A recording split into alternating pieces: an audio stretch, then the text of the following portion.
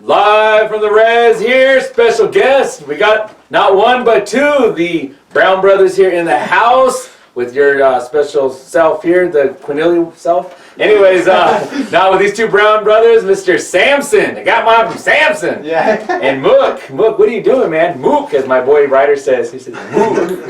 How you gentlemen doing? Good. Yeah, hanging out and enjoying these Quarantine time. I was literally gonna say corny quarantine times. Yeah, that's Are you making the best of it though? I mean, yeah, I think for my family wise, just hanging out with my family and just school, and then all my kids got Zoom, so that takes up all my time, I think, is Zoom and just... Yeah. That's horrible. I hate their schooling right now, but... You know what I hate with my kids at the schooling is that it's like, hey, you need to take out the trash, you need to go do this, and oh, I can't, I'm on a Zoom meeting, I have to do my schoolwork. It's like, all day? You know, it's hard to like know when they're supposed to do what they're supposed to be doing. Can you take out the trash? I'm doing homework right now. No, you're not. You're playing video games. Yeah, that's my kids' racket. They do the old, you know, you look in there, you're like, who are you talking to? Oh, it's my classmate. Like, nah. Yeah, they're in some group chat, like, cussing up, you know, playing some video games. That looks like Fortnite. Oh, yeah. Before COVID hit, you were in the gym. Like, every time I went to the gym, you were in the gym. Yeah. Working out, running, doing your thing. What are you doing? I broke off now. No, I'm back on it. Okay. I mean, the gym kind of shut down for a little bit and all that, and I think, I don't know, I was just like I get in weird spots to where I'm like hardcore in it, on it, and then like, I'll get in a weird spot to where I'm like, you know, I'm fine. Like, I like myself where I'm at, and then I'll get comfortable, and then I'll start gaining weight, or I'll get like, I wouldn't say depressed, or, you know, I'll get into one of those things, I'll just start eating like crap. You know, I'll start doing that, but now I've noticed, like, it's just good for my mental health, so I'm just like, and to me, mentally, it's like, I need to go to the gym now, like, just to keep me going, and now it's like, my head's weird to, like, I wake up super early for no reason, and I'm like, alright, I guess I'm gonna go to the gym. So now that's my schedule, is it's 5:30 gym. And then in the morning? Yeah. The boy. There's a few of us in there, and then I think one thing, I went in there one time and Sammy was in there, because he's usually in there at like 4:30, 5:30, and then before work. And I was like, oh, what's up, blah, blah, blah. And he's like, oh, you're getting chubby. And I was like, right after you said that, I was like, oh, man. I was like, yeah, I need to get back on That's like those Rocky bells go off, man. Yeah, all right, here we go. I need to get back on it. But yeah, now I'm doing better and getting my food back on, and then this kid's always in the gym now, to where I gotta step it up because I'm supposed to be the big bro and he's little bro. Little bro, looking like big bro. Yeah. For a while it was like he weighed more than me, so I would make fun of him, you know, because he always called me fat, and then it turned around, and then now it switched again to where he's like, I got like what, 10, 15 pounds on him. That's 20. 20 pounds on him, and that's it. But that's crazy. 5 in the morning. That's warrior ways. Get up and go hit the gym. I can't do that. Yeah. I can't do that. I work out in the evening. I see you in there sometimes though. When I go to the gym, you're in the gym. Yeah. Act like I'm there all the time. I go there once in a while. But when I'm there, you're all there. Yeah. So you work out at night though? No, I work out at like 3:30, like the afternoon. Afternoon? Yeah. Okay. See, like, when I got on it, I got, like, super obsessive to where it was, like, twice a day, 3 times a day, like... Okay, people who don't know you, we should probably back this up and let them know what old school Samsin looked like. Old school Samsin was 355, I think, pounds. 59 pounds. At the max. So, and that was, like... I don't think I noticed it, or like, you know, you don't notice that stuff. You don't notice I noticed it. but like, I'm just kidding. But like through a long period of time, when you for sure. get comfortable with yourself, and I think where I was at, like in like, I wouldn't say, I'm not gonna call people out, but like in my relationship and everything, I was just like not doing nothing. I wasn't motivated. I wasn't any of that. I was eating like crap. Drinking sodas all day. Just were you ever thin like as a kid though? Like when you were like, no, you were always chubby, right? I was always a chubby kid, but like throughout high school was finally, because like my parents, they started out doing sports with like Nosh and Sativa. Okay. And then I was the middle child, so by that time they were kind of over it, you know. And I feel like if anything, I was probably the most athletic out of all of them. Where like they should have held it off. They should have held off on, and then like gone with me and Mook probably with the sports, because like Nosh is good, you know, but he just didn't listen to where I was like, you know, you're Yeah, he liked he that just wanted to motivation. hurt people, so it's like, you know, he got that. But I wrestled I started wrestling in like 7th, 8th grade, and it was just like, oh, okay, this is fun, blah blah blah. Then I started getting serious in high school a little bit.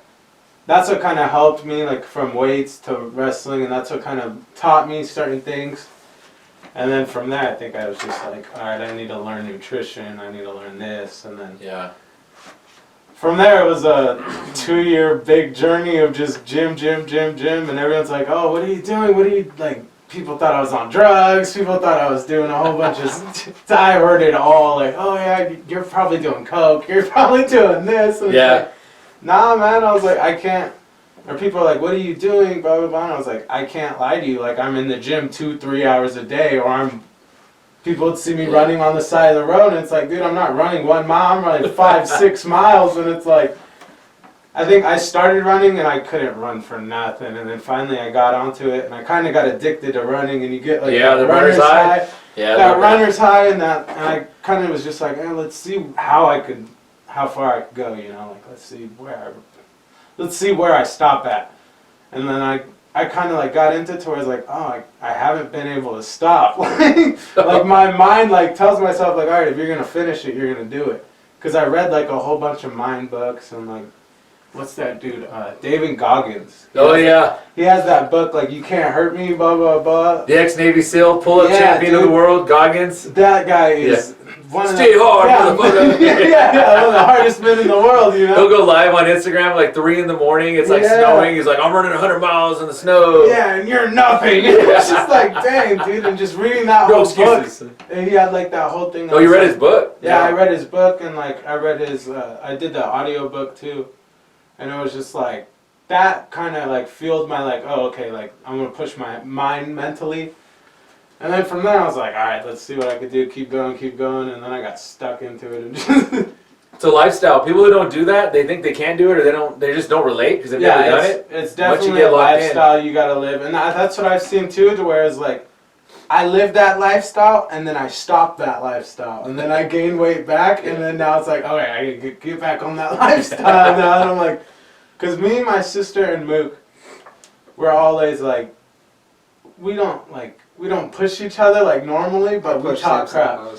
Yeah, we talk crap, you know. Like, if they see I'm getting fat, they're like, hey, you're getting fat. Like, my sister and Mook have no, like, filter when it comes to me. It's like, nah, you're fat. You're this. Sometimes you need to hear that, though, like good old tough love. You know? It's good. And I do it to them because they don't get it from no one else. And that was good for me, too. It's because from everybody else, it was like, oh, yeah, you look good, you look good, you look good. They haven't seen me in so long. I've had people not even recognize me. I've known people, I'm like, oh, what's up, dude? And they're like, who are you? And I'm like, bro, what are you talking about? They're like, oh, okay, yeah, oh, you look way different. I'm like, my bad. You know, I went through that when I was like in high school. I was like 260, and then, you know, and I'm not that tall, but I was like 260. I was chubby though. Had some, you know, I used to work out, but I would just do kind of heavy weights, no cardio. Yeah. And then I had a PE teacher. Her name was Miss Bunker. Shout out to Miss Bunker, wherever she's at out there.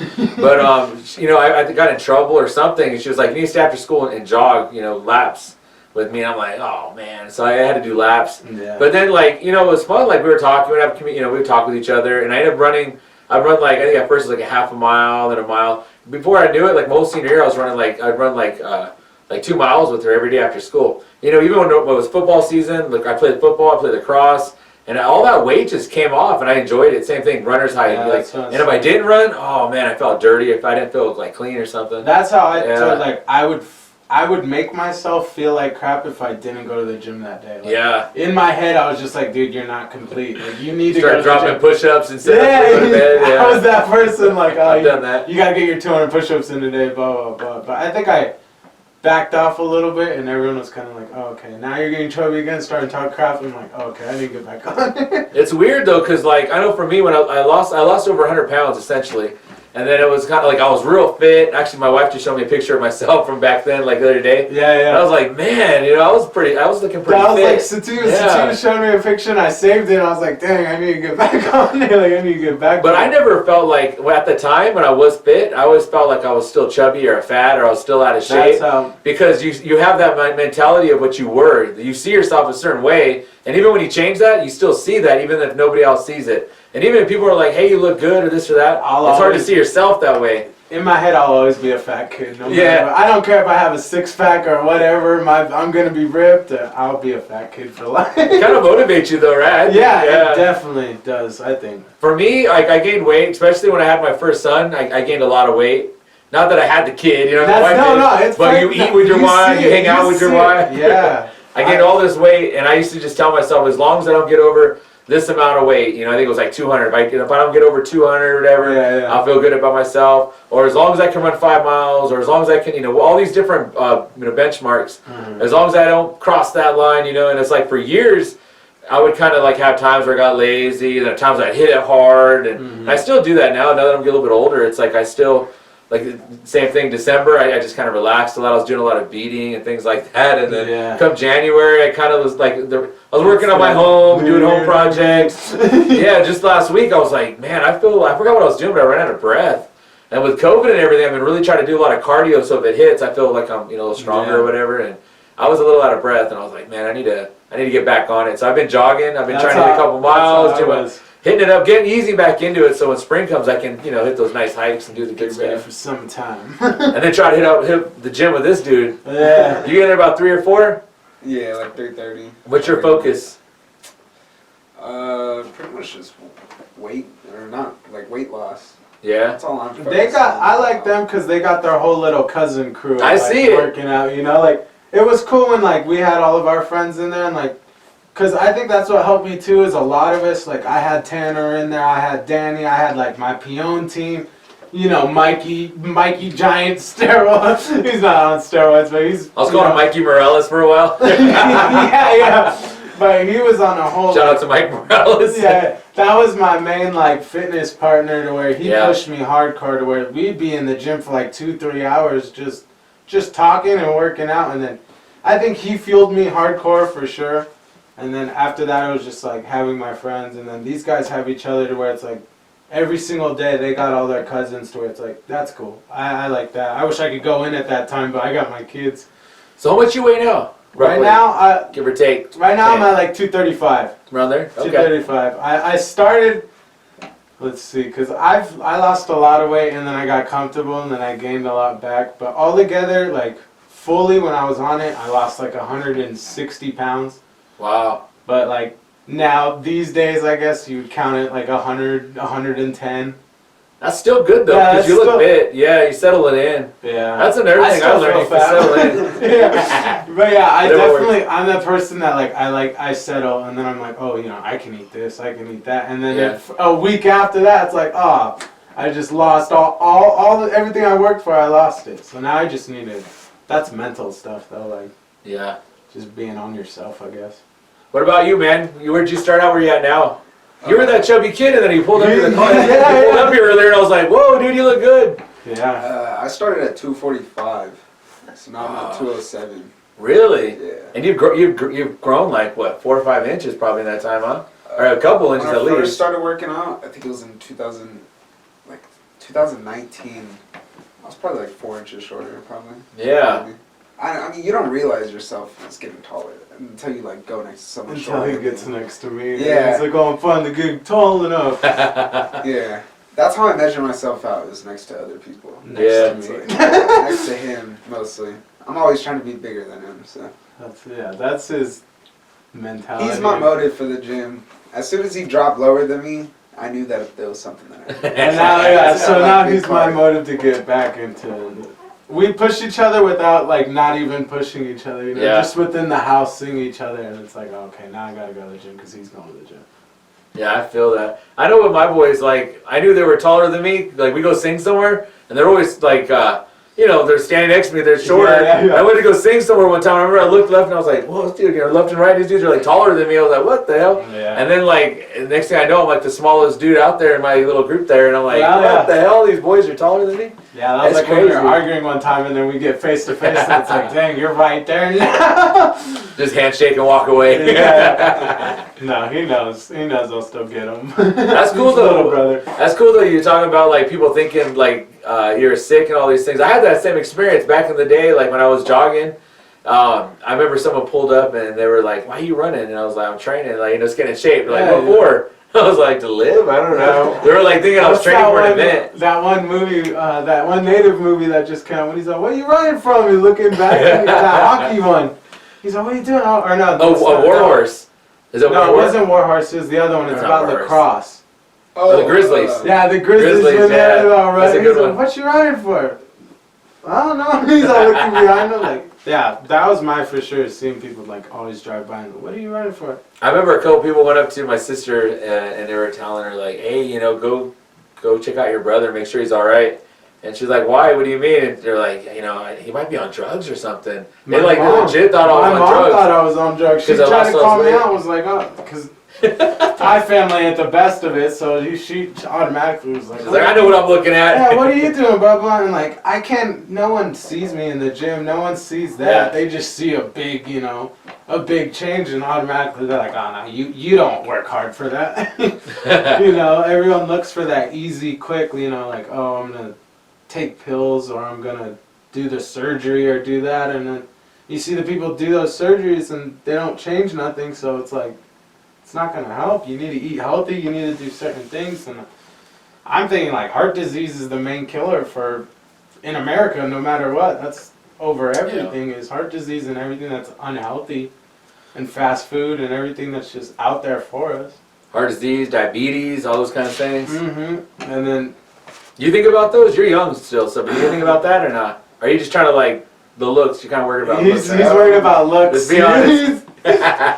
See, we got women and kids. What are you trying to do? Yeah, what are you trying to do? You single, everybody out there? Hey, I better not. Are you single? No, he's got a girlfriend. He's not married though. Hey, I better stop. Valentine's Day's coming. Get him in Yeah. trouble. But it's a little bit of both. It's like, I know my sister, she has a heart problem already. Oh yeah, yeah, She really got into the fitness thing after to make sure she's healthy. yeah. And of course I always talk to her because she's like a guardian, I guess you could say to me. So it's like, we talk about that and I was like, well, I don't want to be like big, I want to be like, how do you say it, flexible, I guess. I Yeah. can be able to go do things. Gonna be agile. Yeah. You're not trying to be Hulk. You're trying to be Wolverine. Yeah, I mean, like, there would be one point that I'd want to like bulk up, like, you know, barely be able to move. Every dude wants to have that a little bit of weight. Yeah. Yeah, it's gonna be a Yeah. really long process. But just gotta start somewhere. Yeah, you'll get there. Stay on it. That's the trick, I think. You know, I mean, I don't want to sound all old, even though my gray beard makes me look like it right now. But, realistically, it's like I was thinking about it when I was talking to my kids about this stuff, and like, you know, it's like I've been working out now for like decades. It's crazy, on and off for decades, and it's not like I'm some crazy, you know, health fit like model or anything. But it's like I've been able to maintain a pretty healthy life, considering how thick I was as a kid. You know, coming through, and so far I'm still dodging that diabetes bullet. I'm still dodging the heart, you know, issues and stuff like that. But it's just like staying at it. If there's one thing, it's the ability just to kind of stay at it. Even if like you're not, like there's been times in my life where I was running 7 miles a day. There's times in my life where I'm running 5 miles or hitting a big 3-hour hike every day, and like going, in the gym for 2 hours, trying to get my bench up or my squats up, whatever it is. And then there's other times where it's just kind of like, well, I'm going to go out and walk a mile. But it's like, you know, those days I think are just as important as the other times, or those times where you're just kind of hanging in there, staying close to physically something, as opposed to being like really something's better than yeah, because you just don't let yourself go. You can't Yeah. let yourself go, you know. And it's like, I think on the long term, that's really important to kind of stay close to being in shape. And yeah, staying that's close where to I was health. at. Is Staying I close let to myself go, and then I was like, oh, I got Yeah. a long way back of finding myself, and then from there it's like, all right, I don't want to lose that again. I can't. Just stay close. Yeah, I just, as long as I'm like in my, okay, I look healthy, and I'm like, I'm fine with that. Yeah, it doesn't have to be all or nothing. It's kind of like, reminds me of like school. Like, you know, like you start to get, you got like you got a 50%. It's an F. You know, you're like, screw it, I quit. It's like, no. Yeah. You're almost to a D, man. You're Yeah. like, a 50% is a lot different than a 20%. Now, if you got 10% in the class, all right, quit. But Yeah. you got 50%, just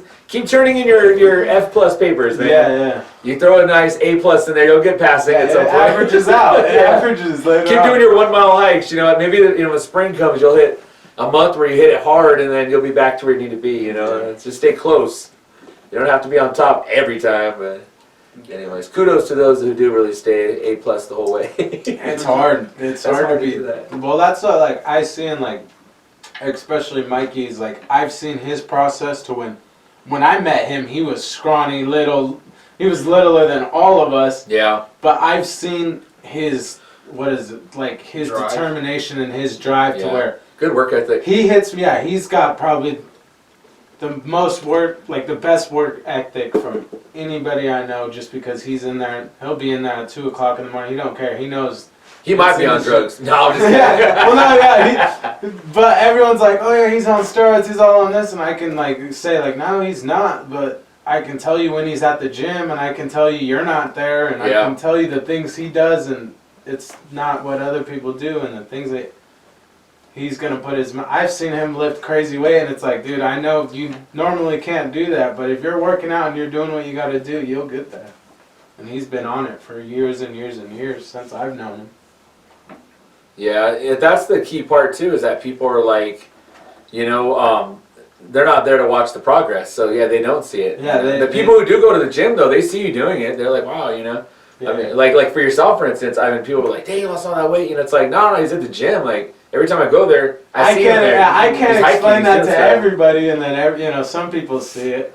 Not everybody, so it's just those quick ones. But then you see those certain people, like I know those certain people that get into drugs, they'll lose a whole bunch of weight, Yeah. and then they turn around and they'll get off drugs and they'll be like, oh yeah, it's been fitness, you know, and they'll get on a fitness grind, you know. I'm and extra cut. yeah, you know, and it's like He's cutting them everybody's like, lines. oh my god, they look so good, blah blah. And it's like, okay, I really hope they're off drugs now. Yeah. You know, they're because that's not going to keep your body healthy. That's not the way to go. And Sadly, in Indian country, you see people all sucked up, and then you see them get thick, and you're like, oh, that's right on. yeah, You know, it kind of goes against, you know, what you would normally think, but you see them get thicker, you know they're off their stuff. you know, they're living, healthy. They're living healthy, yeah. Yeah. And I'd rather see a lot of these guys a little bit chubbier than all sucked up, you know, if it means they're off drugs, because Yeah. that's rough on your heart, you know, it's rough on that. And you see that in Indian country for sure, you know. Oh yeah. That's why you're saying the good motivators knowing somebody with heart problems. But for me, it's the same. My dad's older, and he's had his share of heart problems. He's diabetic and things like that, and strokes and all of that stuff you see out of our elders. Like I seen that when I was younger, and it was like, yeah, I don't want that, you know. So I've spent I've been drinking soda in 5 years. I just gave up soda for that reason. You know, like I love desserts. I love to drink soda. I'll drink a 6-pack with dinner. But it's like I had to stop. Man. Oh, I love ice cream. Cookies. Ice cream. I can eat Yeah. ice cream every single day if I have it, and I'll buy it. But I'm like, I gotta tell myself no. To it's like now they got the nice, like you know, the non-guilty ice cream. Yeah, yeah. I'll eat those. Those are, Calorie. yeah, the halos and all that. I love those. Those are bomb. Yeah, I give up all that. I just, because, you know, it's like, it's not worth it. You know, like, legitimately, it's not worth it. And when you work out and you kind of look at your calorie intake, it's like, you're going to work out all day, do all these things, and eat right, and then Yeah. drink 3 or 4 sodas, and it's all, like, for nothing. That was my thing. It's Is like, when I hopped on a treadmill and I seen how much it is to Yeah. burn 100 calories, and then you see like sodas are like 120. I'm like, dude, I would have to run so long just to burn this little thing off. I'm like, I don't want to do that. No bang for your buck and a lot of that. The liquids, for sure. It's all that syrupy stuff, you know, Yeah. and I don't know. I'll probably someday go back to drinking a little bit here and there, maybe, you know, but I just know if I start, I feel like I'll just, I don't know. For sodas, like alcohol, 1's not enough and 2 is too many. Yeah. But yeah, I just try to stay away from it. So even when I'm not eating good, because I'll go through these times where I'm just macking out, eating fast food and stuff. But it's like I tell myself, well, at least I'm not drinking soda. It's something, you know, like I'm staying close to center. I'm not just totally letting myself go and stuff like that. Yeah, so how's school going, man? You holding on? Is COVID killing you with the schooling? Not really. You liking it or not? Some people actually like the distance learning. They like doing it that way. Well, I've been on online school since Oh, okay. This kid's been Started sophomore year, so I Oh, got for used real? to it. Yeah, Oh, but you're when at a head people- start. Yeah. Complain about it. It's like I'm pretty much used to it already. I'm used Yeah. to that solo learning. Oh, cool. Like, Self-motivated? it's- Yeah. Okay. It's like I'm gonna be the only one that's gonna like. I'm the only person that can push myself to do this. So. That's cool. That's good to know about yourself. You weren't like in art class and the kid next to you coughed, you're like, all right, I'm going home. Kid next to you, like, I'm out of here. I'm done. You missing the powwows, man, and missing the gatherings and everything? Yeah, a little bit. I enjoy the singing. I'm not a dancer. I don't dance. I don't bird dance ever. I could probably say I've done it a handful of times. It's not my thing. But like, I enjoy singing. I enjoy Peon for sure. I think Peon's probably my biggest thing. Is every single night it's just like, all right, I want to go be with my boys and play Peon for those. And that's probably the biggest struggle that I miss. Singing, I feel like I'll always have that, and I'm always going to be able to sing somewhere. Yeah. They're always going to need me to sing somewhere, so that's cool. I mean, it's harder probably. My voice is probably going to be scratchy, and it's not going to... Breaking? Yeah, my voice is going to be breaking for the first probably year to get back into it, but I can't wait for it to be back for sure. Stay light so that when you go back, your knees, Yeah. your knees survive. Yeah, for sure. For those out there who don't know what Peon is, it's our hand game. It's our traditional hand game. We play it on our knees throughout the night around a fire. We bet. It's our gambling game. It's the old traditional game for our people. Our region, not just our tribe, but the tribes around us we all play. We tend to beat them often, but hey, we show them how to play and we beat them. They're the little brother on the Sega Genesis. No, I'm just kidding. Your controller's unplugged. Yeah. I sometimes it's just your night, and we've had those where our team was like well known for a while to where we were doing really good. I think for a whole season, like, and then I think that kind of put us on to where a lot of teams were like, we're not gonna play you, or we've had like so many teams try to cheat us, and like, and a lot of them are elders. We're the youngest team out there, to where it's like, dude, we can't call these guys out. Or I've tried, but it's like, dude, there's no way that you're gonna be nice with them, or they're not gonna take it like that. So it's like, for a few times we were just up against everything, and it was just like, all right, we gotta play, and we either gotta win it or we gotta try as the best. And a few games I think kind of helped us out and made us a little bit more respectful, because we were always the younger guys playing. Yeah. I remember because I started learning and like playing when I was probably like 16, 17. I was always late because we moved out here, and even bird too. I learned bird probably late. I think that's probably kind of what helped me and like fueled me to like, oh, okay, now I'm mature and like I gotta learn it all. And blue helped me with bird for sure, but piano was just like, I was the kid, and then we had boys, and then from there it was like I was the only one getting ready to turn 18, so it was like, all right, I gotta find my men's team. And then I found I started getting on a few men's teams, and I was like, dude, I don't want to play with these guys, like this isn't fun. And then from there it was like, a lot of my cousins were a little bit younger, and I was like, man, let's just play up. And I told like Eagle was playing with me for a little bit, and all my littler cousins, I'm like, we'll just play you up, and as long as we have money, hopefully, people will bring it in. And that's how it was. It was just like, we'll come with our buy-in, and whoever's running it will say, hey, we have our buy-in, we're ready to play, is that okay? Some people are okay with it, some people talk crap, and we're like, oh, men generally are okay unless you win. Yeah, I've learned that for sure. It's like they're going to cherry pick your money, like, oh, we'll teach these boys something. And then you win, and then they're like, they're not 18, I want to see your ID real quick. Oh, yeah, I've had it. I've had that happen. Years ago, I mean, you're absolutely right. When I was coming through, this is like late 90s, like a lot of the teams were men and older men. There wasn't really any young teams. Yeah. And so there was like a bunch of youth teams that were kind of coming up. And I remember coming into that, and my team, the same thing. I was the oldest on my team. I was 18, so I had my team play up. Yeah. And they would be people, the older players, be a little funky, and it's like you look up to them, you respect them. You don't want to piss them off. You don't want to offend them. Respect them. They're the OGs of the game right there. But you beat them, oh man, they get mad. I remember one time we went out and played at a tournament, and we won the whole thing, and we were shaking hands at the end, and they held my brother-in-law's hand, And the elder there, he's Yeah. an old guy. He looked at him, and he's like, "How old are you?" And he goes, "Huh?" And I was like, and I was right behind him. I said, "Just keep walking, keep shaking, keep walking. Don't say nothing." And we just like shook hands, and he did that to my nephew too. We went through, and then they went and complained. They're like, we don't want them to have the pot. We don't want them to have the money because they're not old enough. And it was like, this was our 4th game of the night. You know, we beat them fair and square. We were trying to be humble about it. And luckily the Koimi at that time and his family were there. They were like, that's not right. You know, you guys should have complained early. Should have played him if he felt that way. Yeah. They were just upset because we didn't just beat him. We beat him pretty, you know, a couple songs in, you know. I think that was a big pot game. But I was like, I was mortified, dude. I drove home thinking like, oh man, like, should I just not tip the money? Like, these are elders. Like, they're going to think bad. We talking bad, you know. Now I look back, I'm like, screw those guys. Yeah, those guys play dirty. Yeah. Meanwhile, that would be me right now. Those guys. But yeah, we've been, and there's a few places too where we've played and it's just been my team and we're all young kids, you know, and I'm driving my team out there. Yeah. And then we go out there and we're in, you know, Kauai, we're in Saboba, we're in somewhere, you know.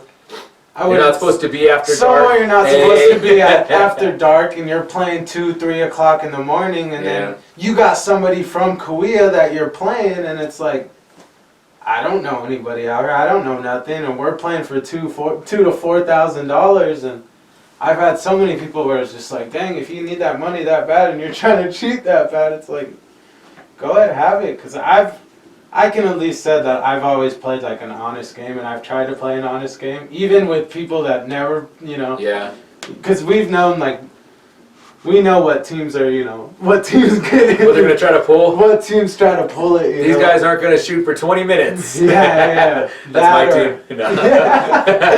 Yeah, you know, those are certain wear 'em teams. Or, you know, we've had a few to where, like, we've called them out and we're like, hey, you know, you're doing something, or, you know, even little things like, hey, you know, you're not supposed to do that, and then they're like, oh, you don't know how to play peon. You don't know how to do this, and it's like, okay, well, I'm going to beat you real quick, show you I know how to play peon, and then we can talk after or whatever, but, yeah, I don't know. And miss then it, now, man? teach him. Mook, you miss it or what? A little When bit. you come back, you're coming back into the men's, huh? Yeah, he's going to You went out a kid and coming in as a man? Is that how that's working? I know my boys are doing that. This year, then yeah. Yeah. That's crazy. You nervous about that? No, I've played men's with him before in one game. I mean, I didn't do too bad. Of course, like, there's some things that, like, is different, but, like, I don't know, it's like, I just don't miss the drama at powwow, so it's like, I'm kind of... You know what, that's the most honest thing I've ever heard. The drama, the young teenage drama of powwows. It's like, I'm having a cool 2-year break, but yeah, of course I'm ready to go back. I always fucking play. That's the most honest thing I've heard. Yeah. It's like those, like, powwow drama. Those teen dramas, like, I was watching this show called All American about, you know, Yeah. it's like the same thing, but Peon version, you know? Like, Oh, yeah. there's a lot of drama out there, though. I was thinking that the other day, like, there's a lot of, like, you know, by I don't know, I don't say by nature, but by history, natives have that crab in the bucket type thing as it is anyway, so we have all this in-house fighting sometimes. Yeah. And it does bleed over into our powwows, into our gatherings, into our social engagements. It's like, I don't miss that stuff either, you know, the drama. Sometimes you just go there, you just want to sing, hear the vibes, chill with people, play peon, good out. But someone's got to look at you funny. Yeah, Someone's got to say something funky to you. Someone's got to be like, gotta oh, what res you from? Oh, It's like, half the time I feel like when I go to powwows, like now, I'll show up, I'll bird sing, I'll go sit in my car, I'll go hang out, or, you know, Yeah, like, I've done that. I'll have my kids, you know, and like, we'll hang out, we'll walk around. And then I'll just leave most of the time, and I'll just wait for a peon. It's just, hey, that's what I'm here for, is peon most of the time now. Especially some of those like fiestas and stuff. Like, you're not trying to get it. You got your family. I there. can't get into Someone bumps you when Not you no get more. into it. It's like, come on, man. For a while it was crazy. Now they're calming down. For Yeah, sure. yeah. It's all the extra stuff. Yeah, I don't miss some of that stuff for Yeah. sure. Maybe when we get back, people will appreciate it, and you won't see so much of that. I don't know. Yeah, I think so. Hopefully. But. I don't know. When I was young, there wasn't so many young people at those things. Like at the fiestas and ball tournaments, yeah, for sure. But like the powwows and gatherings, like in our region, it didn't seem like there were so many young people there to make the drama. It was just like the ones that were there were, you know, they were in it. Yeah, you know, and that was in it. But it, now out. it's like just so many youth involved. Is the drama pretty rough on that, or and then does it play out on social media, or like people hyping each other up, like I'll see you at the gathering? Like, is that the Are they calling each other out or anything like that? To me, it's happened a couple of times, but it's like I've once had I to get split there- up a few fights before. once I What get are there, you it's doing? like I gotta be respectful, especially because I'm his little brother, and if he's respected, I can't go mess up like his his. Don't be messing it up for me. Yeah, boy. don't be. Like, That's funny. I don't want to look disrespectful, especially because he takes me to a lot of places. so Yeah, it's like, that's I cool. don't That's like, good of do you, that. man. I mean, after it, then yeah, it's all good. Like I'll take care of it after, but like. Because you know what the move is, right? He'll leave you. Yeah. That's always the move. I know that That's move. always the move. Yeah, but I wasn't with him. I didn't bring him. I don't try to bring it to those, but like if Yeah. it happens, and like I'll talk to them. Or, like I don't want to create too much of a scene, I guess. Yeah, yeah. I mean, we're teenagers. Stuff's gonna happen, so it's like it's whatever. I feel like people have opportunities to hook up too more, maybe with like. Right? Is that a thing? Snagging? Snagging Because it time. used to be like back in my day. I felt old right now, but it's like if you went to school with people, that was kind of your pool of people you hook up with, you know. And then if you go to a powwow, you do like 10 laps around and try to make eye contact with the girl, and then you might pick up a conversation. And if you're lucky, the next powwow you'd have an opportunity. But now it's just like, oh hi, how you doing? Let me add you on every social platform, and you guys are like married 3 gatherings later. I Yeah. try not to talk to too many people. I mean, I try, but I just don't try to get into it. Too many people around the reses, they just talk against or amongst each other, I guess. So. That's your wise. He's got the name. You're he got wise. The bad name for a little bit. Well, that's the thing, because let me put this out in the airwaves, everybody hear it. People don't realize this. They talk to one person, and then they talk to the cousin, and then the other cousin. You think those cousins ain't talking to each other. They're all talking about you, and they're not talking good. Yeah. But I know some guys who Family try to do that. reunions are all about you. You try to holler at 3 chicks, they're all friends with each other, they're all laughing at you. Yeah, that's Yep. happened to me before. Yeah. That's why you're wise, you know from experience. Yeah. Had to take a break. That's why he's happy about the gathering. He's like, you know what? I hope there's no more gatherings for a while. Too much drama. I want to know, somebody must have jinxed it. I wonder who that Indian was. They're just like, Yeah. I hope there ain't no powwow next year. It's like Yeah, no yeah. powwow at all. Anywhere. Yeah, no. I think Peon's just. I had my one Peon tournament before, and then I think Yeah, that was a That what made was you do that? cool. What motivates you to do that? I just wanted to play, and everyone kept hitting me up, and it was Yeah. kind of like everyone kept hitting me up like one team, and Yeah. it was just like, hey, we want to play your team, and then I was like, man, if I want to play your team, I want to play for a good amount of money, to where it was like, hey, let's all put our money in. I'm not gonna play for $500. I want to do something cool. You start turning into hustler mode, huh? Like Yeah, a full you know, shark or something. like, for a while, and then it was like, you know, I don't even care if I win or not. I just want to play Peon, and just we had a cool gathering. We had the whole like, everyone brought their food. It was a whole potluck. It was cool. It was good, man. I showed up here flipping burgers, smelled good. I was like, it was like the Yeah. aroma was just carrying me in. I was like, what we doing here? Yeah, and That was then I nice. was hoping to have another one before the end of the year, and then everyone just got scared, and it was kind of just like I wasn't trying to like be that person or that point of hand where it's like, oh, well, he's doing this and he brought it here. Yeah, and someone it's like, gets sick. It's like Yeah, you Samson's know. fault. oh, and it would Yeah. definitely be Samson's fault. So it was kind of just like, Yeah. I'll wait, I'll keep waiting, and That's the one thing that sucks about this time period, though, is like when we do go back, there's going to be people who aren't there. Because we've lost people, you know? Yeah, we've yeah. lost, in our region, we lost singers, we lost dancers, we've lost like just elders. And it's a bummer because some of those elders, I think, like with Peon, for instance, we played them, and then when we go back, are they going to be there? You know, we've lost Yeah. Peon players, and they're not going to be there. And it's going to be, that first few gatherings or Peon tournaments coming back, it's gonna be it's going to be for weird. sure. It's going to be hard to not see those people, you know? And it's going to be like, wow, we really did go through something, you know? And it's a bummer for, to me, it's a bummer for like those guys because they're shot down in the middle of their play, you know, and it's not their fault or decision. If you're older and you've got just a couple years left to play Peon, you know, and really enjoy it, Yeah. whether you know it or not, you know, and it's like, and then this happens, and then it comes back and you're just like, I can't play, I physically can't do it or whatnot. Like, that's a bummer. We saw your last games, or we saw we danced to your last songs, or we saw you get down one last time, and it's like, we didn't know it at the time, Yeah. but it's like, that's what happened, and that's a bummer. I think about that sometimes. Just the change up people, you know, it's like my boys, you know, like seeing them play in the boys, you know, my oldest son's turning 18, so back in India before everything shut down, you know, over a year ago now. You know, I was like, I want all my sons to play on one team, so they all played on a team, you know. Just that's how they originally started out. My little guy Ryder was just a baby, and they all played together, and I showed them how to play. I said, I want RJ to leave the boys the way he came in, and so they played one game together. I didn't know that would be like the last time they play for a minute, you know what I mean? And it was like, I think I played them. Yeah, you guys played out in India. I think you played them that night, yeah. And it was like, but like, okay, I know he was going to be playing the men's when he comes back. But it's like my other boy, like, I think, you know, and there's like a whole group, your guys' age group. Yeah. But it's like, they may not have made that decision to play the men's, but they come back, you're swimming in them deep waters, boys. You're playing the men, whether you like it or not. Bring your money. Bring your money. We're waiting for you. I've been joking about that, but at the same time, I'm kind of thinking like, damn, what if they just come in and wipe us all out? They don't like it. They don't like it at one point. That's how we were for a little bit. We were coming in and we were wiping out a bunch of people, and then for a while we got a big target on our backs. And it was just like, I'm just here to play and have fun. And then, well, you know what it is you get used to playing these guys over and over. The different teams, the different regions kind of have their own little way of playing, and then individuals have their way. You know, and you kind of get know how to play them. When a new team comes in, you know, they're young and they got energy. You don't know how they play. You don't really know them that well.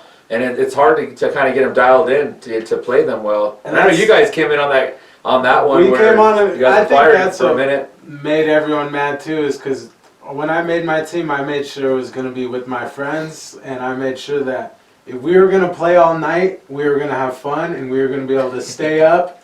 And it was just like, okay, you know what? I don't get to see my friends all the time, but when I get to play Peon, I'm there all night with them, and it's just good to see them. Half the time, we don't see each other.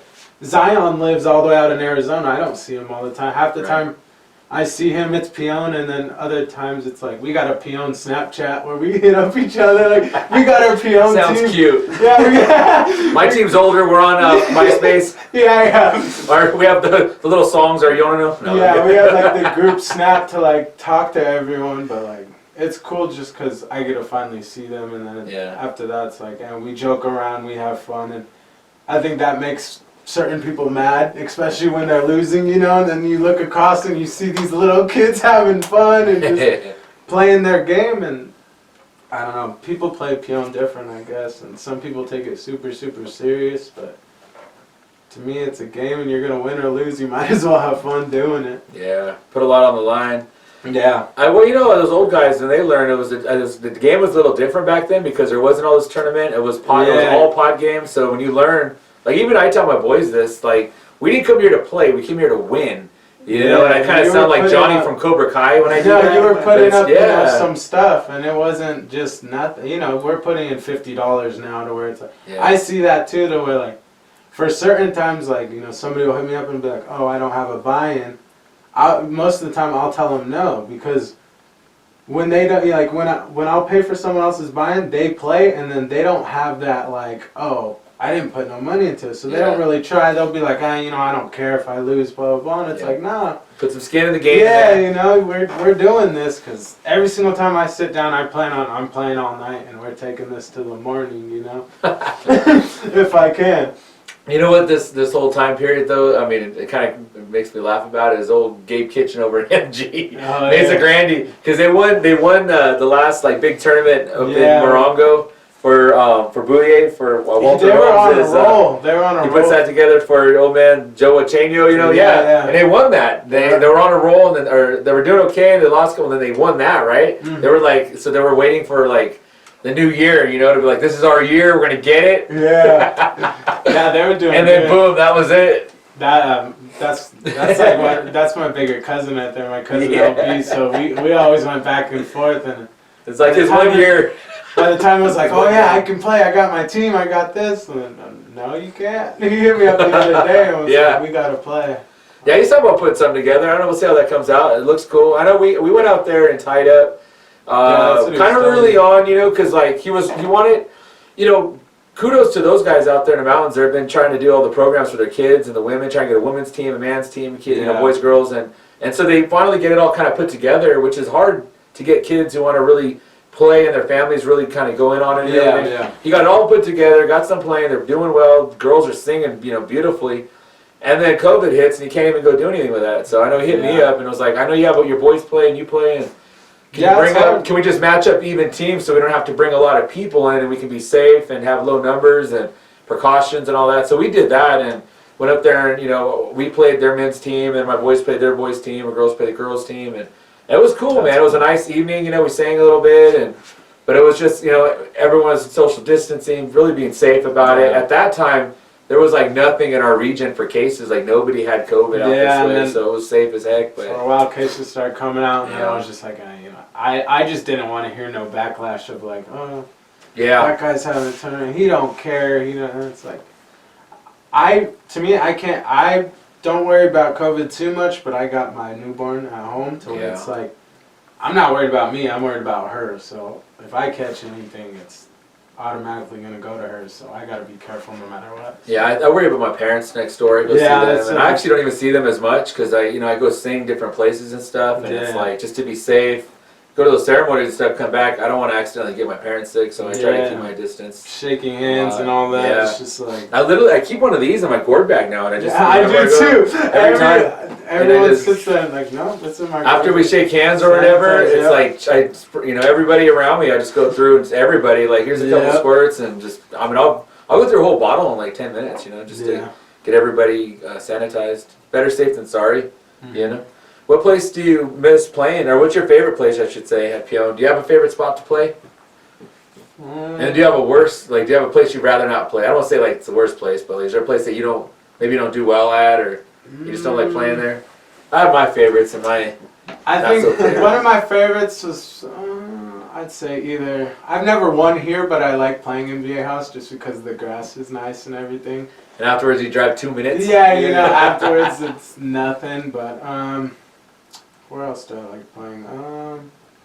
I'd say San Pasqual. I like how what's his name has his little. Dave Toller. I respect Dave Toller's setup just because hey, if I can get in there and win too early, I'll get at it. I've gone out of there clean to where hey, we've won one and then we've played another team and then we've lost that one and we still came out with money to where I was like, I can't complain, I guess. The only time it sucks, and I did this a few years back. We played like a 6-hour game, and when we were done, there was nobody else to play. Everybody went home. So we won. It was like we went on winners, but it was like not of much, It was like we couldn't make anything out of that. But it is a cool way of doing it. What else? I just like that it's a new way. It's a different way. Yeah, it's different. Switch up. Every weekend doing the same. It's nice to switch it up. And what other ones do I like? I don't know. What about you? Where do you like playing? Of course, here, Viejas.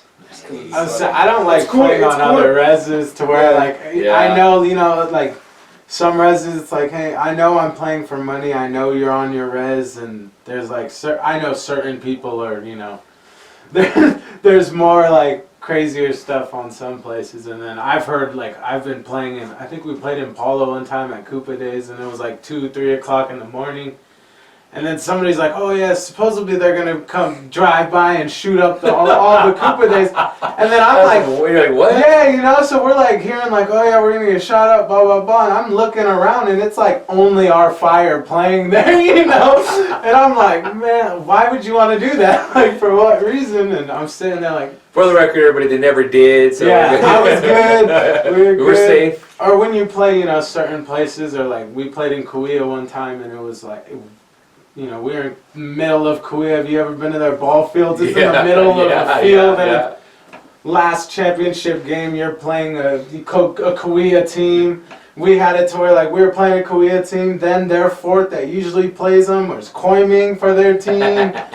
And then like their other teammate, runs their whole Peon tournament, and it was I like that tournament because they just do the men's. It's kind of a cool switch up too. That was a cool one because it's. I never do well up there though. I always lose first few games. And we went up there and took it one time, and that was a cool one. And then one time we went out there all night and then lost the last one. And those are the worst times when you play all night and just finally little bit. What's some other good places you like come to mind? Probably Sequan. Sequan, yeah. I was waiting for Sequan. That's one of my favorites. Yeah. I always do well down there. I've won it like every time I've ever gone down there. Really try, I win. Hey, but I do well down there. Saboba, I like Saboba. Saboba sometimes. They're like, depends. like the stadium, I guess. That's like a cool like.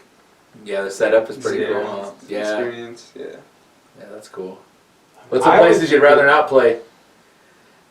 Verona? You don't do too well in Verona? Nah, I always lose. It's just not good. But, you know, also, same with Viejas though. Verona, like, yeah. You think it's gonna be different, but it's like. Verona, you just know if you're winning, you're gonna be there all night, just because there's so many teams. Because they're always known to have that such like a big pot. Yeah. To where it's like, hey, be ready, and then you gotta think. Because there's a few times when you play like 3 or 4 games, and then you get to a championship game, and you look at them, and you're like, these guys look fresh. Like, what the heck? Oh, we played 1 game and had a bye. And you're like, oh, what? They went to the car and took a nap. Yeah, they went to the car and they've been sleeping this whole time, and it's like, oh. We took that 1 year, and I think we played 5 games. It was ridiculous, and like it was like 11 o'clock when we were done in the morning. But that was like the one good year. But yeah, we were like so hot, and we were just winning. But there was just so, like another team. It was like, oh my gosh, this is enough Peon for like you know two tournaments. But the weekend before we had taken we had won in San Isabel, and we won a bunch of games. So it was like in 2 weeks period we played and won like 7-8 games or something like that. But yeah, I've taken that 1 year, and that's cool. But every other year, yeah, that's a rough one to play.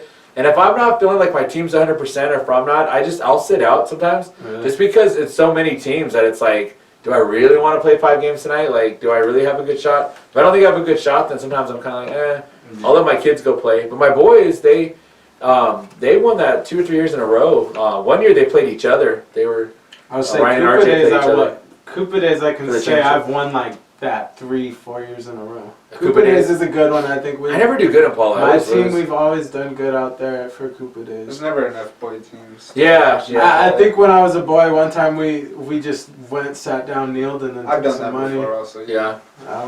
My boys almost won 2 tournaments one night doing that, because they won at Paula doing the take a knee. They went down to Rincon the same day, and then they played and they won the first game and lost the second. I think me and Ryder went back to back in Morongo 1 year. Like back-to-back wins, yeah. I think maybe it was me and Ryan and Ryder, but I know we went back to back then. I don't for a minute, because I don't mind. Here's a little. Well, I don't even want to say it, but here's my little strategy. No, my kids had trouble. My boys had trouble playing with each other sometimes. Yeah. They start bumping heads. So it was like, well, we'll get them all on different teams. They all got their own little teams. And then it's like, when one brother's not doing well, like Ryder's over here killing it. Like Ryder was on a win streak for a minute. So I feel like kids are the hardest people to play, just because like I was on his team also. they don't. Yeah, you guys won a few like back to back like go that, for it. And which is half the cool. time they just try to put on their bones, and they're trying to do Yeah, it quick. you can't read them. The way Ryder shoots is how he like. I don't know what it's about, but he could shoot you down so quickly. Yeah. I've played every single one of your boys and all 4 of them together, so it's like it's weird. And like Ryder's the hardest, or what? yeah, Ryder. I don't want to say he's lucky, but like the way he He's a shooter. plays, it's He's a shooter. You gotta be a shooter. He is. He's lucky like that. Like as a little kid, he'd be throwing out these wacky shots, and like, and then like get him. Like what the hell? Yeah. But it's cool to see your kids do well, and it's and all that. But what people don't realize is that for every week when you have a kid in the championship game, that means you as a parent are there every. Yeah. You're at the end of. You're the last person to leave every gathering for like 10 weeks in a row. Man, that's brutal. And a lot of times those weeks that I would lose a Peon, so it's even worse because I'd lose. And be like, I'm ready to go home. Ready to go home. It's like no. That's how I am with him when I stay. Cause he usually plays all night, so I'm just sitting in the car, just bored. Like, already, like oh, Mick lost. We're hanging out. We went on 2 seasons. We went pretty good. My team. We won 7 tournaments 1 year and 8 the other. Yeah. And that was like every weekend we were killing it. And then my boys were winning too. And then so literally for like 2 seasons we were like the last people to leave every gathering. I mean it's cool is what it was. I appreciated the opportunity to play and win, but it's tiring, man. It does make you kind of go like, oh, I could take a week off, You gotta like prepare yourself before, like the day before. You gotta like sleep. Just be ready. Yeah, I'll sleep before. I'll kick it. You're gonna take a lot of energy drinks that night too. So. I'm old school. I just drink black coffee, man. I can't do energy drinks. If I'm like really, really tired and it's like 4 o'clock, I'll do a Red Bull and then I'll be good to go. Be running around. Yeah. Or one thing, like, usually when I'm done playing, and if I lose or if I do anything, I just want to go home. Yeah. Like, it doesn't matter where I'm at. It doesn't matter how early it is. It's like, dude, I'm driving home, and like. Does your lady ever drive for you, or is she about that? Does she like Sometimes, but like yeah. I'm the type of person where it's just like I'm Yeah. gonna go home and I'm good until like there are a few times we're out in blue water and we lost and I told my whole team like I'm driving us home, like we're going home.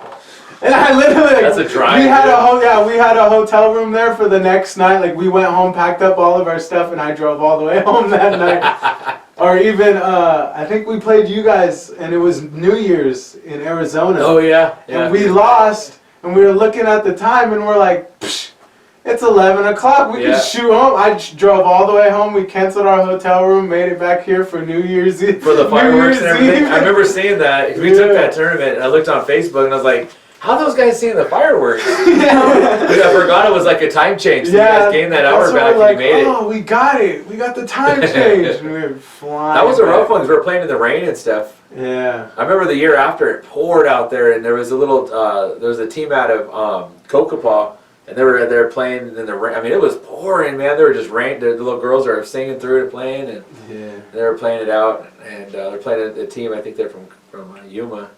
With Sean, but it was like raining, like puddles through the middle of their blanket and stuff. I was like, was the fire still going? The fire, they were barely keeping it going, and they were the last ones playing. And like we, as men, we got the bye, and then we beat the team, so we'd won it. And but we were done like early, like 10, 11 o'clock or some craziness like that. But it was like 1 in the morning, and they're just getting poured on out there. But that was a cool gathering back in the day. I really liked the Yuma one. I like going out to the river and playing Yuma. And there's not a lot of teams. You play 1 or 2 and you're done and you're out. Yeah. You know, so if you win, you have a good opportunity, and if not, you don't have to sit there all night to lose. I like Sequan. Of course, Viejas is home, so that's the best. Mm-hmm. There's places that there's nowhere that I really don't like playing, but there's places I don't do well, you know? I just like playing, and usually when I want to, when I play, it's just like, that's the only time I see my friends, and it's just like, we're going to have a good time no matter what. Even if we lose, we're going to have fun losing, and we'll sit there and joke about it afterwards and be like, hey, see you next week. We got this. It's crazy how much time, like, all of that does. Like, it takes away from your life, though. The singing, the peon. And now not having that, there's just, like, big open space to do stuff. I know your family, you've been out there, the motocross. Watching your little ones. I've been tearing it up. Every weekend, almost Tuesday, Thursday. Because he just started racing like 6 months ago. Actually, 6 months ago. I feel like he's gonna be famous for that. That's what I. Right? It's like a vibe of like fame or something. He's good. Well, I have my older cousin that like we used to watch him ride when he was little. Okay. He was like that age, and we used to watch Kushel from Palmer. Oh. And that's like we watched him race, and like from there I see him now, and he's like 12, 13, and he's really good now. Like he's fast. He's almost nationally ranked. Like he's about to get picked up by a factory team, and like all of that. And I seen that, and like I've always like, I'm kind of like, okay, if I'm gonna have kids, I hope they kind of like stuff I like. Yeah. So like, we're riding dirt bikes every day. I built a track at my house, and he just happened to hop on a bike and love it just as much of all as us. And then he just told me, like, one day he's like, oh, I want to race, I want to do this. And I was like, if you're going to do it, we're going to do it right, Like, you're going to race, you're going to put the time in, and then, for a while, because he's young, he's only 5, and he races 4 through 6. So he's racing bigger kids half the time. And then how AMA rules work, he races a whole bunch of 7-year-olds, somehow. So he started out, and, he started kind of beating up on himself because he was getting lapped, he was getting beaten. I'm like, dude, these are kids that have been racing, their whole life. Like you're gonna have to put the time in. And then finally, I think he got that jump, and he got that weird like racer mentality, like, oh, no one's gonna beat me. Like he flipped the switch. Yeah, he flipped the switch on his bike. Got comfortable on his bike. Because that's what I told my girlfriend too. Is like, hey, he's got to get comfortable on his bike. It's gonna take time. He's gonna have to get on his bike, and he's gonna ride hours and on his bike. Then he's going to finally figure out, like, oh, I can throw this thing around and I'm going to be good. He can't even touch the ground on his bike right now. I don't think he knew how to ride a bike when he first started, like, riding one that can, like, actually go. Like, he started on a Razor motorcycle, like. Yeah. Oh, you couldn't ride, like, a bicycle? No, I don't think he did. I think straight from that, he hopped straight onto, like, a 52-stroke CC. Yeah, and then everyone thought, like, everyone told me, because I was like, oh, I'm going to go buy him a KTM 50, blah, blah, blah. And everyone's like, no, you're going to kill him. Like, he's going to get hurt. Blah, blah, blah. Too, Everyone called me crazy, and they're like, you know, you're going to get him hurt. And I'm like, Yeah. no, you know, it's just the way you teach a kid. And, like, I think I kind of was just like, all right, if I'm going to do this, I'm going to do it the right way. And now he's like, he's getting sponsorships, he's getting trophies now. How do they promote him? I mean, what do they, just his name, or do they, like, I see him out there, like, I see, like, the little videos on him and stuff I mean, like that. now it's definitely getting bigger, because he's, you know, he's racing a lot more. Yeah, I saw that. I thought, dude, that's cool. You know, it's just, yeah, that's good you guys are doing that. yeah, I try to do everything with all my kids now, to where Yeah. it's like, he does motocross, and he races and all that. Yeah, it's Nashua_509. There we go. Irie does boxing. She's gonna be crazy one day. She wants to box, but she's so young to where, like, Yeah. she's got my brother's mentality, and she's got like that. She wants to scrap, huh? She wants to hurt somebody. She wants to fight, and Yeah. it's like, I told her, like, if you want to do that, I'm gonna train you now. And then I told her, at 10 years old, if you want to keep doing that, then I'll let you fight. Yeah. But she's like, she wants to box, she wants to do it all. And then Morningstar does Yeah. gymnastics. Well, that's how Josh cool. was. He was like that when he was young. He was always trying to fight around somebody or something. Everywhere. We took him one time to some ball games, and like him and was it Blake or White? I think it's White. It's the older one, right? Yeah. Man, they walked off in like 2 minutes. They came back, and White was all like, "Oh, my stomach." I'm like, "What's the matter? What happened, buddy?" He's like, "They were young." That He was going to my fight whole over life. there. And Like, you were gone for like 5 minutes, dude. How'd you get in a fight? Like, that was my What whole the hell? life growing up. Is like he was probably 2-3 years older than me, so he would go out, and I was the little brother, but Yeah. no matter what, I was the brother, so Gotta I get his had to back. back him up. And he always told me, like, hey, if you don't back me up and I get beat up and you get beat up, or you don't do this, I'm gonna beat you up after, no matter what. So you might as well try your best, Yeah. Because I don't even know. that's what happened to those guys. He told Kids White, "You got me my back," and White's like, "What?" And they got jumped by like 3 or 4 people. But I guess they were okay. They were little kids. I was like, "How do you guys get in a fight that quick? Like, what the hell?" Oh, my brother had a flip of the switch. He was Yeah. on it, Irie has that too, though. Now. Oh, That's Irie's good though. got You're it. channeling it into boxing, where there'll be some organized, I need to, organized because training. I see so much of him and her, and I'm like, we got to do something. I feel Control like, it. because Yeah. she's that emotional, like, flip of the switch that he had, Yeah.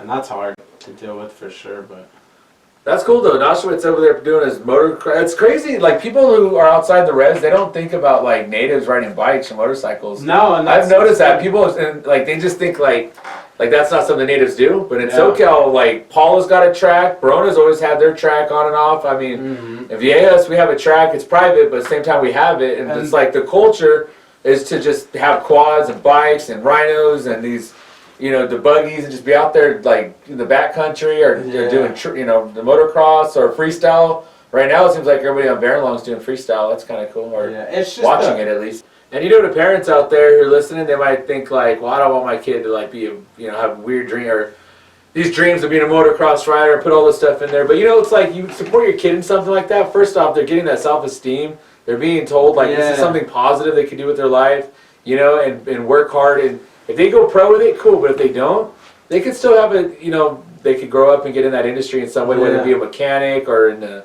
in the pit somewhere, or in marketing of that. But just the skills and the physicality of going out and doing that, that's a good thing to teach just your kids. his motor mechanics skills Yeah. have just came up. He's only 5 years old, and some of the stuff he can do, or it's just like, wow. Like, you see that kid, and That's cool. it's like he's doing a lot. And then I see him, he's pushing other kids, and he's showing a lot of kids like, oh, okay, this kid's 5 and he's doing it, I can do it. And then they see all the kids that he gets to ride with at this track, and they're like, oh, I want to race like him. And Yeah. that's what's cool, and it's kind of pushing me more, because it's like, I'm probably the only native family out there, Yeah. Everyone looks at me and they think I got so much money, and it's like, we're giving it our all to get them through it and get all my kids through it. But I don't know, I've always learned too, is like, a person's self-esteem is built in like the first 10 years of their life.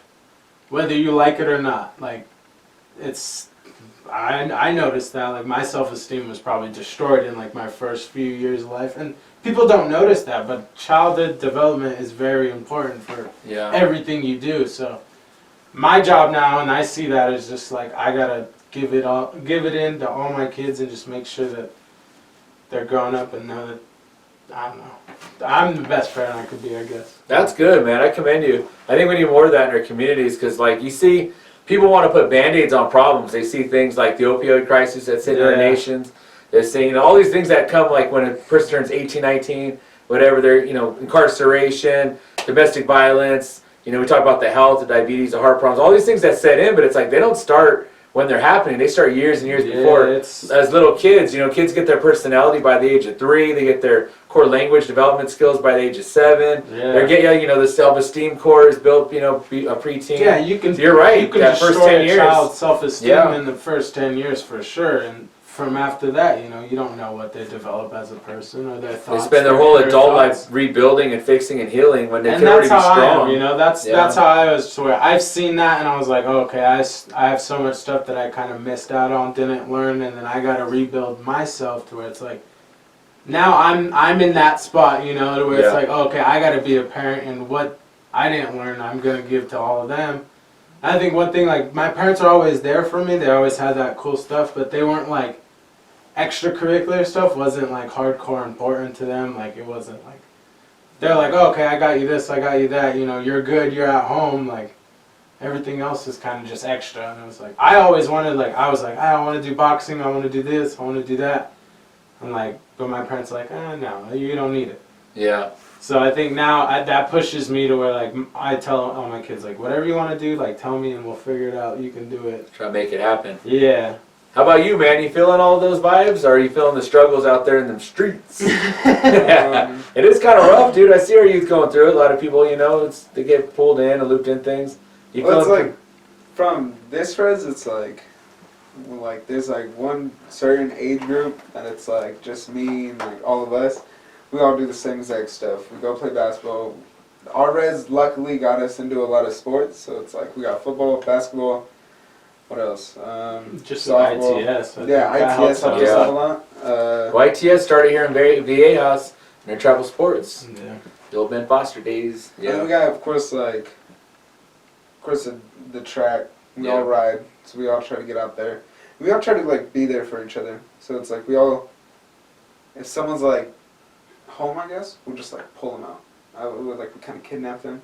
We make him come out. So it's like we all stick together. Like there's no one that's like that we don't talk to. So it's like we all distract ourselves from the stuff that we see from like the past or something like that. So of course it's hard, but like I think you see it on our res no matter what. Like you see the older guys and you see the elders and you see the ones that are they were taught right or they were taught the right things. And then you see like what I see that I like on our res at least is I see a lot of like my age, and a lot of them are like, a lot of my cousins that I can say, a lot of them are family men. And that's what I like, a lot of them, you got some that are out there, partying, doing this, then doing that, but a lot of the ones on our res is just, hey, you know what, we're all trying to we all got a whole bunch of kids, and everyone's just trying to raise their youth, right? And I think we'll be pretty good later on in life, and we got a lot of young kids that got good heads on their shoulders. That's a cool observation. That's true. That one day I was hiking up and around, come down Red Mountain, and I saw on the track. Dude, I tripped out. And you guys were all down there chilling. I was like, hey, what's up? Yeah. Then I looked and I was like, dude, there's like 30 kids out here, but it's just everybody's little ones. Yeah, and it's my kids are a little bit older than that, so they're not in that mix. But all the young cats, I was tripped out. I was like, wow. Yeah, my boy, if my boy hears one person's bike, it's like, let's go. Let's go. Hey, I want to go go to the track. When I first moved up. Yeah, and then everybody hears his bike, and it's like, oh, okay, he's at the track. I'm gonna go to the track. I'm gonna go to the track, and everyone's at the track just riding around, cruising. And yeah, it is a lot of family people, a lot of family mind, and you're right, especially the men. I want to say, shout out to a lot of the men in our tribe. They're hanging in there doing what they're supposed to be doing. Yeah. For the most part, you're right. There's a lot of good parents really doing their best for the kids. It's cool because, we're going to see the effects of that in 20 years from now when all those kids grow up. They're all going to be, excelling and stuff. That's cool. Yeah. And again, that's another one of those things where I think people think of the res, they're always thinking and some reses are struggling, but it's the I don't know, some ghetto, like, crime Yeah. infested, like, they're gonna shoot you up there or something. It's like, nah, man. We They might. I mean, there are we got people a who park will. in the but middle of our res, you know. But there are people who will do it, but I mean, generally, no, we're safe, and it's like Yeah. really good community. People try to take care of each other, you know, themselves and the kids for sure. Out here, it's like, for sure, we got street laws up here, like the kids, you know, you take care of the kids, you don't hurt the kids, you don't disrespect the elders, you know, all those kinds of things. I think our res for sure is like that secret one. Like, hey, you know, we're nice, respectful, family people, but then don't come up here like acting stupid, because you know, like, You'll find out. yeah, you'll find out about us like later on, you know. Years ago, when I was in one of the, I was in an education committee, I was serving with one of our people who are gone now, and he was saying, he was telling me, he goes, yeah, you know, when we go play softball and stuff, like sometimes you go to those reses, man, they'd be rough, you know, they'd be shooting, trying to fight, all these kind of things. And he was telling me, because I was young, I was probably like 20 at the time, and he was saying, like, you know, you go play peon, go to these reses, he's like, be careful. Every res ain't like ours, you know, they'll shoot you, they'll stab you, they'll this, that, be careful. And I was like, all right, cuz, you know, I will, you know. And then he was telling me, he goes, yeah, you know, he's like, people think of our res like that. They think Barren Long, like, because he was locked up. He told me, he goes, when I was locked up, people were like, oh, you from Barren Long? Man, I heard it's crazy there. Yeah, we had That's what he used to names for tell a me. while. Yeah. That was the older generation. Well, I interviewed an elder like last week, and she was saying the same thing. It was funny. She said almost the same thing he said. She's like, yeah, I don't know why, but you know, way back when we were young, they'd always say, don't go to Barren Long, man. It's rough there. They'll beat you up. They'll shoot you. They'll stab you. And I was like, really? And she's like, yeah, that's what they would say. I don't know why. She says, I mean, we were kind of rough, but like, we were really nice to people and welcoming. She, I don't know why they would say that about us, but there's a few bad ones. But yeah, we definitely have that. We have a reputation like that a little bit, and I know other reses are that way too. Where I'm like, oh man, I ain't trying to be here after dark, you know. But same time, I bet to them that's their community and they feel safe. I don't know. Yeah. I just know I feel safe at home. So. yeah. Have you been chased by a dog yet? Oh yeah. Oh my god. That's where you get your res cardio. You don't get that. That's Oh, one of the yeah. fastest. I won't run at night no more because I ran at night one time and it was right there by Clarence Brown. Oh yeah. Oh, I've been chased. You know his I black think dogs? it's his or Teddy's. One of those guys' dogs will come running out, man. I had earphones on, wasn't paying Oh, attention, you know, just yeah. cruising in the zone, running down this road, and then last second I could barely hear him, and I turned around and I just heard his nails hitting the ground, boom, boom, boom. I sprinted probably from there all the way to the dump, like just didn't even look back and was just like, go. Yeah. And yeah, after that I was like, all right, I'm not doing it. I think I put a thing on Fair and Long Discussion, was like, hey dude, if I get bit by your dog, I'm shooting it, I'm doing something. I was like, that's not happening. I've had that experience a couple of times, going both ways. You run all the way to the Yeah, campground, yeah. and you're like, do I lap all the way around back to the res, or do I have to go run back through there? Yeah, So you kind of stretch out, but like, I'm gonna run back through there. Yeah. And you kind of go real slow. Yeah, wait for the dog. When it comes out, and you sprint it. The You other know? day, actually, I was running right there by the wreck, and this two big old German shepherds, I don't know whose dogs they were, but they like came out of like right there where JB lives now. Yeah, You yeah. know that tunnel? He like ran out underneath, and he like looked straight at me, and it was like that weird like moment where it's like, all right, he's either gonna attack me or he's gonna like run away. I froze up and I was like, all right, I'm gonna run, and he totally just looked at me and just walked the other way, and I was just like, whew, my heart dropped real quick. I don't know. You don't know about half these people's thoughts. You don't. Well, years ago, like, because I live up here, you know, off the grade, and it's like people would drive in from town and drop off their dogs up on the grade, just leave them, which is messed up, but they'd leave them, and then they would just be out here, and it was weird because, like, people would leave, and then, so those dogs would be out here in the field, and then also people were buying, like, these nice dogs that had, like, pedigrees and stuff, and so they would be mixed in, and you get these weird mixed dogs, and then years ago, there was, like, so many of them, there was, like, probably 30 of them out in the middle of the field, and they were just living out in the field, and they'd travel in packs. They look like little gang, like, a gang of res dogs, you know, and you come up on them, they look at you and start checking you, and you'd be like, hey, this is my res, you know, they'd bark at you, you'd be like, no, that's my res, you know. There was one down below one time. Yeah. I remember I was cruising down below in my Can-Am, like way back there, and like this What dog you doing came back up on the Can-Am and like almost hit me, and I was like, this is somebody's dog. I like tried to open the door, get it in. It was like, wah, trying to attack me. I was like, nope, I'm leaving you down here. But yeah, I don't know how they got rid of them, but I know they thinned out that herd of dogs. But they would take down cows and things like that. It was gnarly. There was a time where it was like, for real, we walk through the field, you have to watch out because they'd come up on you, and it's like you'd have to shoot them essentially because they'd try to attack you. There's just all kinds. It'd be like it was literally like a cartoon where you have these big dogs. And there'd be like a little chihuahua in there too in the mix. Yeah, like, what the? You're the loudest one starting to fight. Hey, shut up, man! Like, Get him! You go to kick the chihuahua and some big old dog pop out, some old pit bull or something. Like, damn it. That's why I don't walk around the rest of the day. I usually try to stay at home at night. Yeah, that's good. That's good. But that's good though. You guys are like doing your thing though, man. Working out and I know I passed by there. I see lights on y'all balling it up and stuff like that. And Yeah. that's good. It's good cold out here though, so it's like Yeah. it's difficult to be like active, but especially when the gym was closed, it was difficult. So we all just kind of stayed inside. But Yeah. we still like did stuff. I don't know. These guys are all on gaming together. They're all screaming at each other every night. So It's been rough though, because they had so many things going on for the kids, like in our region, ITS, intertribal sports, and all that. They had different seasons, and then schoolhouse sports, and it's all shut down for you guys. Yeah, right before, or like right when COVID started, it was last March, I think. Yeah, it was last March. Like it's still on the like bulletin board at the rec. I saw that. Like it gives you like I don't know how to say it. February and March. Yeah, it's like agendas. it's February and March, and that was when it's like one of those Facebook memories where you look back, you're like, that's what we were doing. It's like, dang, like you don't like expect it to happen, but COVID shut down like literally everything for everyone. Because like they didn't even let us shake hands at our tournament, like because of COVID, and it was like right when it started. There was like no cases in California. I forgot what college that was. They had San Bernardino. San Bernardino. CUSBM, I think, something like that. Yeah, I went to that. That was right when it started. Yeah. And I knew it was a big deal because I went up and spoke at USC. They had an anthropology conference up there. I went up there and spoke and sang and stuff. And I tripped out. I went in there and they were wearing masks there. And I was like, these dudes all wearing masks. And they were talking about like, yeah, we're going to, the universities might be closing in the next few days. And we have a COVID case here. And all these people were talking about it. And there was somebody there from Long Beach State talking about it. All the universities were like talking about how they might be closing in the next week and all this stuff. And I was listening to these people talk like, whoa, this is like real world. Because it was in LA. Because down here, everyone was just like making jokes. Like, I was just laughing with my wife about this. They were making jokes about like, I'll take a Corona, hold the COVID, all of that kind of stuff, all those, dumb jokes and stuff. And like, we didn't know how serious it was going to be. But I went from there straight over to that basketball tournament. And yeah, you guys are killing it. It was a good tournament, man. Everybody's balling it up.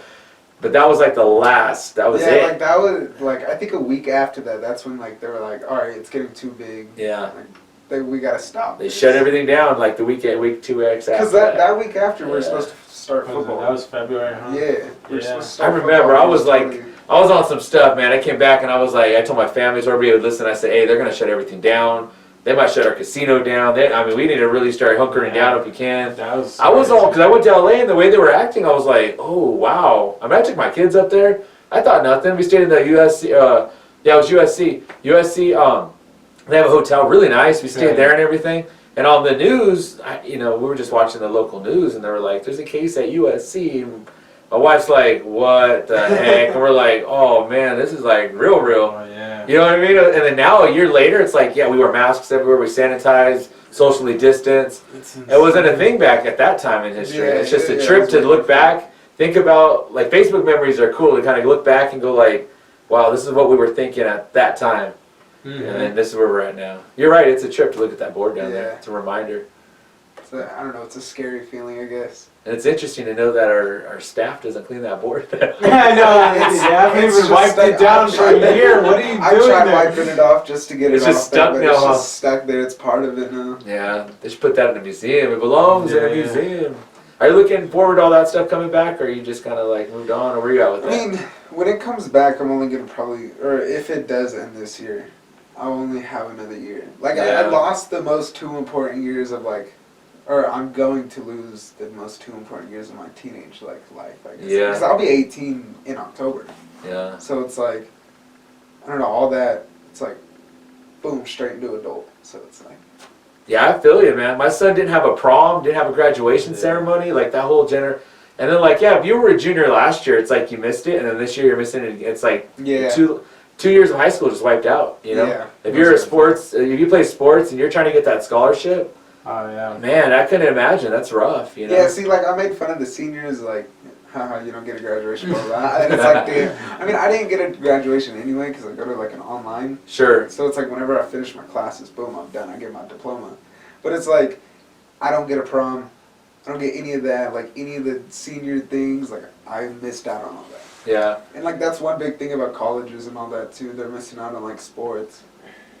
So it's definitely a different time right now. The college experience too, you know. I mean, even if you, no matter what high school you go to, if you're going to go to college, whether it be a junior college and then transfer in, or just go to a four-year college, there's definitely an experience about just going to a university, taking a class, being social in a class. That awkward first class when you show up and the teacher's like, "All right, share your name," you know, something else to learn, something else to learn. The icebreaker one. You don't get those on the online stuff as much, you know. It's just a whole different vibe, and it's like you miss out on that the college experience, which is a bummer. And it's like there are some universities that have opened up. San Diego State opened up, and like 2-3 weeks later, they had all these, you know, thousands of cases or whatever it was, and they tried to lock them down. And yeah, I think it's like, how do you lock down a 20-year-old in a dorm? Like, yeah, don't leave. Good luck. Exactly, especially in San Diego. San Diego's been like really like, especially when we got the beaches and all that. I missed the traffic though. Like nobody on the road. That was so cool. That was nice. It's like people came back and they forgot how to drive, and they just have not changed. Like the post-COVID driving in San Diego is ridiculous. Yeah. People drive like shit, and they don't care. They flip you off and all kinds of craziness. And it's like,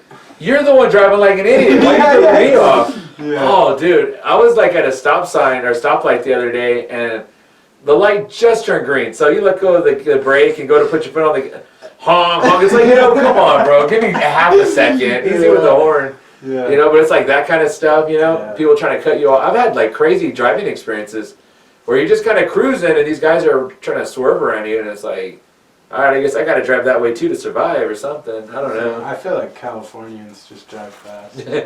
The winter don't help. It starts raining and it's like crash. Nobody can drive in the rain. I had some dude crash right in front of me the other day. Like right when it was raining really, really hard. Yeah. Just driving up one day and he just swerved right in front of me, hit the car next to me, and then I had enough time to just barely slow down, barely make it around him a little bit. He was turned all the way around, just facing traffic. I was like, oh, this is bad. I slowed down like probably like 40, just cruising on the freeway. I was like, no, I ain't doing this. That was a scary one for sure. Yeah, I ain't trying to feel that. You driving these days yet?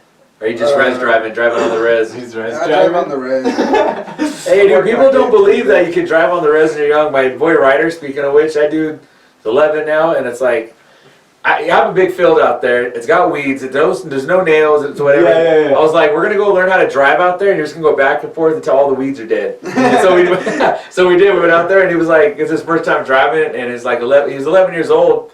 And I took a picture, and people were tripped out. They're like, wow, dude, you can drive like at 11. Like what the heck? That's like when I learned how to drive, 11, 12. You can't drive by yourself or whatever. I wasn't allowed to, but you learn the mechanics. So by the time you're 12, 13, you know how to drive real well. And you're 15, you're solid. Go for it. Jump in the Rhino. Yeah. But he was driving. He was doing really good, and we are knocking down those weeds. You know, gives him an opportunity. Yeah. But I mean, I guess in the city you can't do that stuff.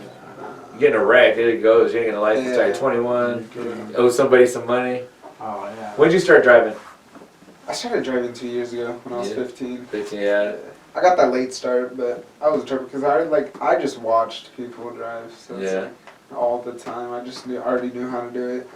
Experiences. I was like 12 years old, and I drove all the way from here, El Cajon, all the way home to Temecula with my blind uncle. You know, my uncle? So he was passenger seat, and I was driving because my dad got his car impounded or something. So he had nobody. So he's like, "Oh, Samson can drive." So he takes my blind uncle. We go down all the way to El Cajon. He picks up his car, and you know he's able to drive his car back. So he needs another person. So I literally drive with my blind uncle all the way back, the back way through SY, through, you know, all the way back down. All the way back to Temecula. I was probably like 12, 13. That was the first time ever like driving.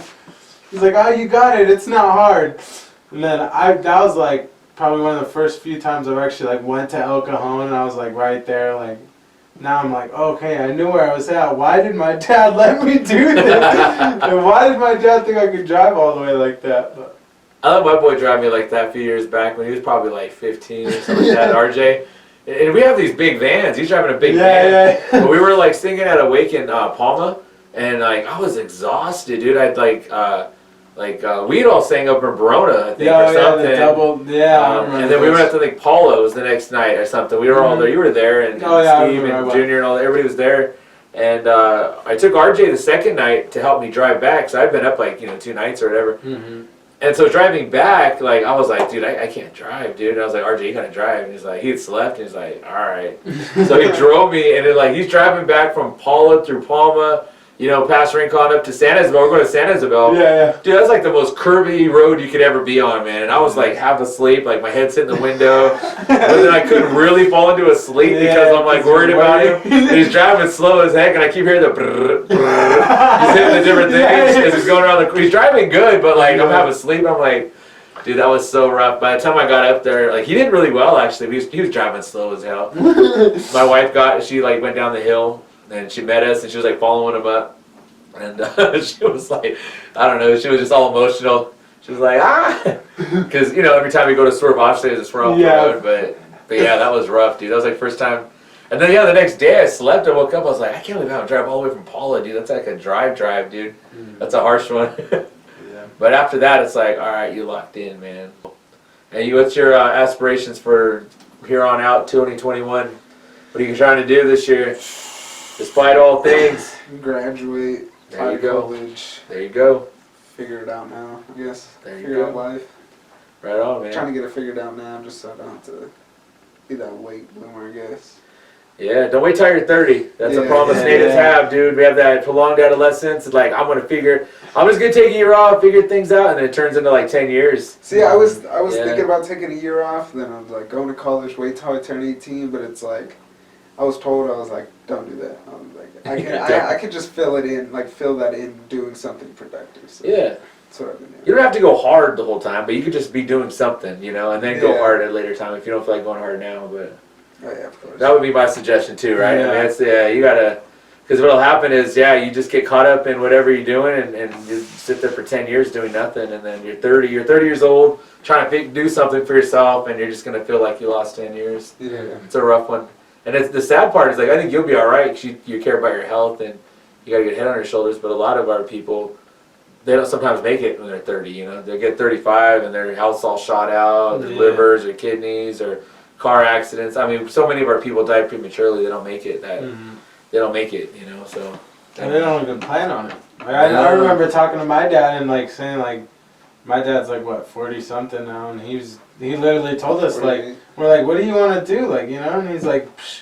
He's like, what do you mean? He's like, I'm doing it. Yeah, he's like, my life's fulfilled. I had you guys are good, and he's like, I didn't even think I was gonna live this long, and it's like, yeah, wow, it's crazy to think. And I'm like, that's that older mindset from the 80s, man. True. Yeah, he didn't even think he was gonna survive this long, and now he sees us and he sees his grandchildren and all that. I think it trips him out now to where he's freaking out a little bit. My oldest boy being 18, I was talking to someone the other day. I told my wife, I was like, in 10 years, I'll probably have grandkids from one of my kids. I'll probably be a grandparent within 10 years. That's crazy. Yeah. Because, like, I feel like 10 years ago, I was in, like, high school. You know what I mean? Like, I don't feel that. I don't know. I feel like I'm in my 20s, but I'm not. Yeah. I feel young. I still feel like I just got out of high school. Yeah. Time does a weird thing to you, man. You're better off just getting to it and get your work done. And then when you hit 30, you can relax a little bit, enjoy life. There's always time to enjoy life, even during work. That's the thing people don't realize. Yeah. They feel like it's either work or it's play, but it's like you can have fun while you're working. You can be playing while you're working, or vice versa. Or you could just be playing, and you know what? That can turn into a lot of work. You get in trouble. You hurt yourself. So Yeah. that's good. Well, gentlemen, we've been rapping for an hour and a half, man.